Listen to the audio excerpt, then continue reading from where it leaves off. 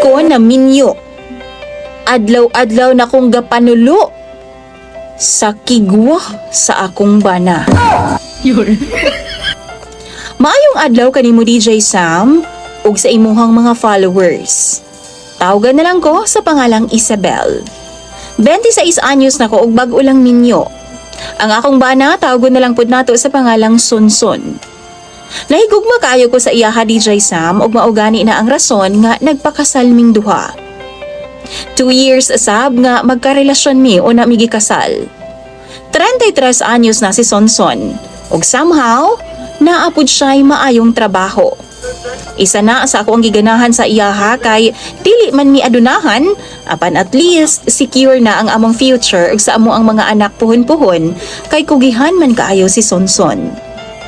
Ang ako lang mangyong nga gikaproblemahan sa akong bana DJ Sam kay luod na gyud kaayo siya. Pipila ka semana human sa among kasal ginasugo ko niya nga manulo sa iyahang mga kigwa. Yes, kigwahon na si Sonson DJ Sam. Og kung naami sa balay magsige na lang na siya tuslok sa iyahang lubot kay katulagi daw kaayo og gilok pa jud daw.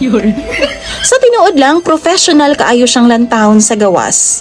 Apan mohinok na siya sa CR aron nga mukuot sa iyang lubot.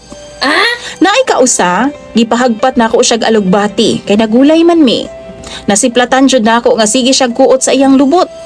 Giluod ko maong sukad ni adto dili na jud nako siya patabangon na sa kusina. Bahala na lang jud kay dunay kausa nga siya ang nagprepare, wa jud ko ni kaon na sa iyang giluto kay kigwahon lagi. Hugawan ko DJ Sam. Matagabi mao jud ni amo ang senaryo.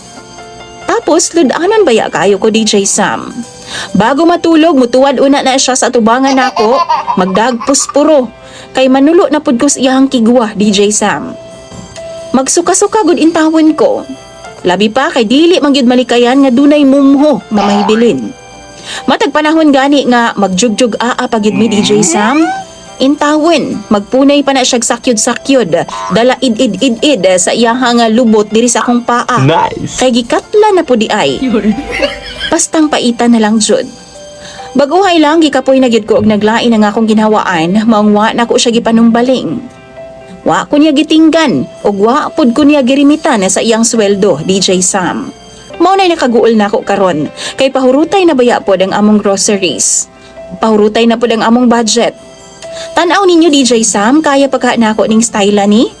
Kung kamo ang naa sa akong posisyon, tambagi daw ko ninyo, kay naglibog na kog unsaon. Imong follower DJ Sam, Isabel.